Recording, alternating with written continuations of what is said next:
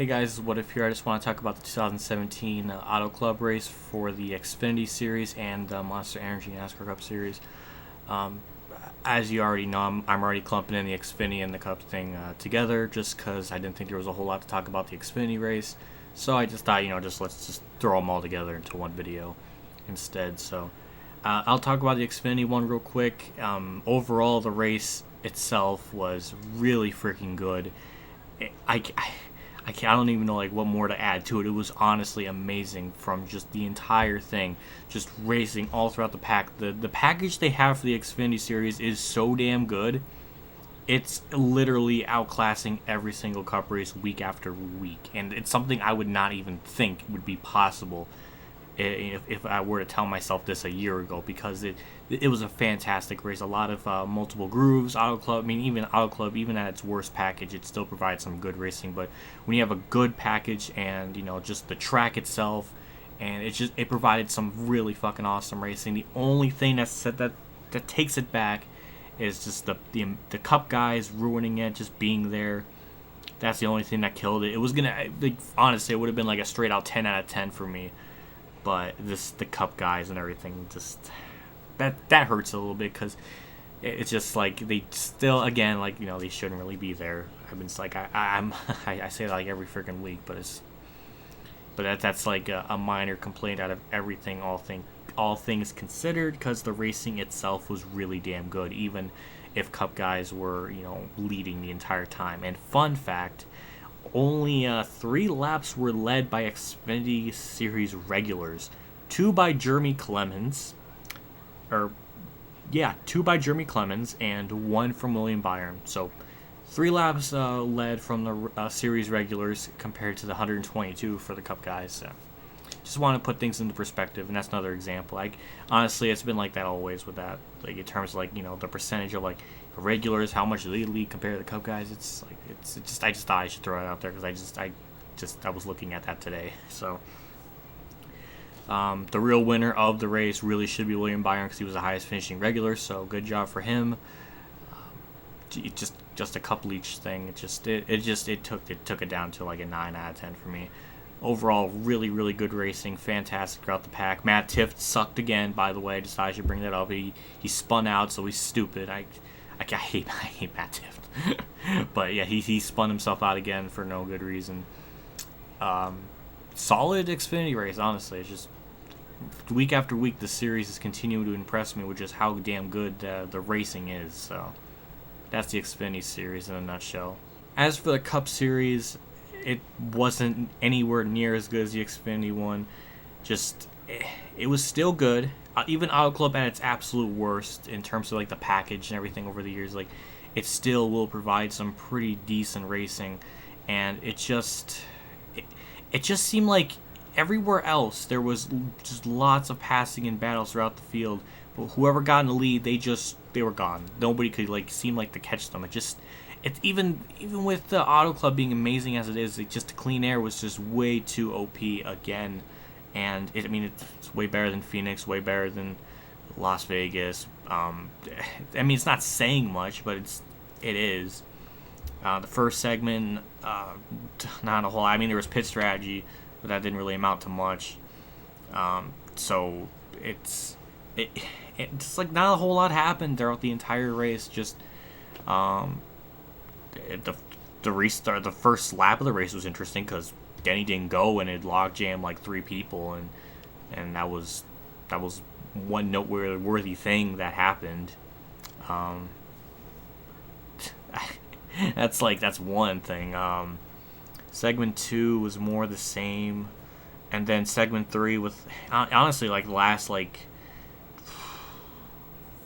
30 laps to go, there was stuff going, like, people were wrecking, doing stupid things, but there was also, we had Corey LaJoy wrecking himself again. He's a weekly. He wrecks himself every damn week. It's pathetic. He didn't wreck in stage 1, so he's improving, but he wrecked, and Stenhouse spun himself.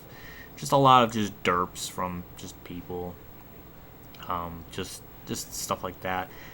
The only thing that was interesting was like the last a few laps. Just seeing Larson just plow his way through the front, not really bumping anybody, just getting to the front and everything, and it was fine. That little bit at the end was okay. But, I mean, it's just okay. Like, honestly, it's right in the middle of a 5 for me, I think. Like, Vegas was a 5 for me as well, but I just thought the ending with the fight, just it bumped it up, and that wacky finish that bumped it up too. So that's why it was a 7. But if it's even then, it's just like, it's just not a whole. It felt very like just uneventful. Not a whole lot felt like it happened. Like, granted, there was like the only good things about it were there was some racing throughout the field. Just the leader, just it has so much of an advantage. It's insane.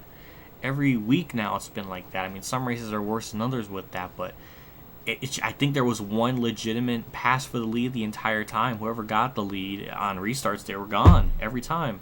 I hit my hand off the freaking computer desk. That's fantastic.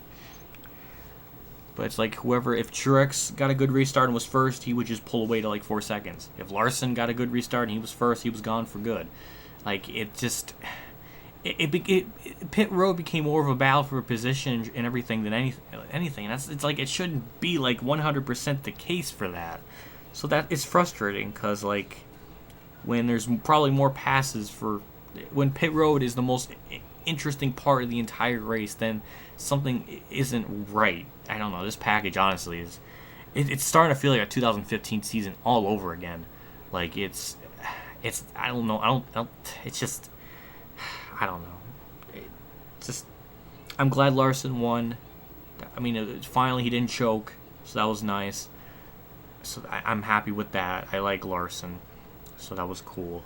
I was glad I was able to win. Daniel Suarez was like top 15, top 20 all day. Manages to somehow get a top 10, by the way. I don't know how he does it, but he pulls top 10s out of his ass, so that's interesting. I just think it's just with the more chaotic the end of the races get, he just seems to get better because he's a fucking wild man when it comes to just stuff. So that's one thing I actually enjoy about him. He's just a fruit. He's just a good fruit. I don't know. But also another random note, because I like Junior, might as well just bring it up just to talk about something, because there's not a whole lot about to talk about in this race.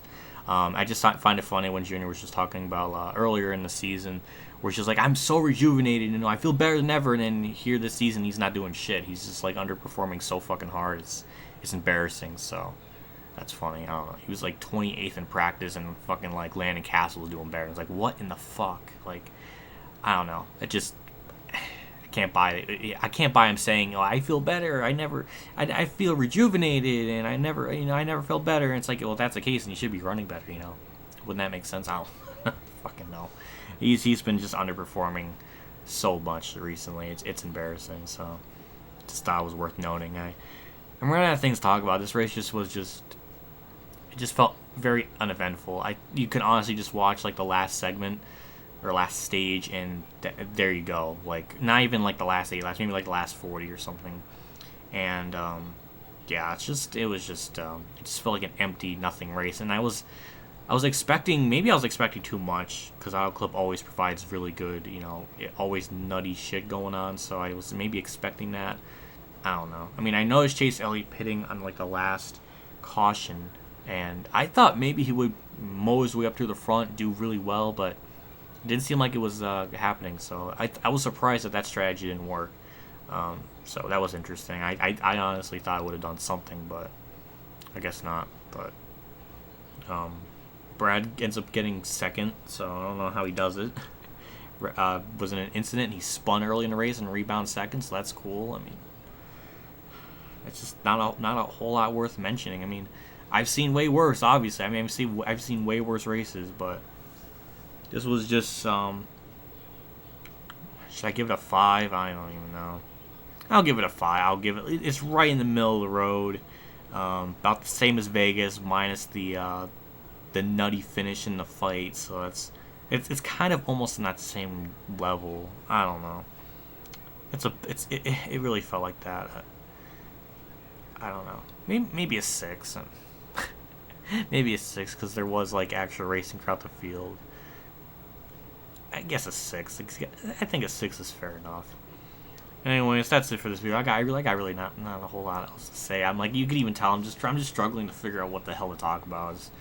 I don't know. Anyways, thanks for watching. I'll see you all next time for Martinsville, which I'm assuming it will be a good race because you don't need clean air to be amazing. I don't know. We'll see. Maybe clean air will be so damn dominant that nobody could pass even at Martinsville. I don't know. This package has been letting me down every single week, so yeah, you never know. Anyways, thanks for watching. I'll see you all later, and as always, have a good day, everyone.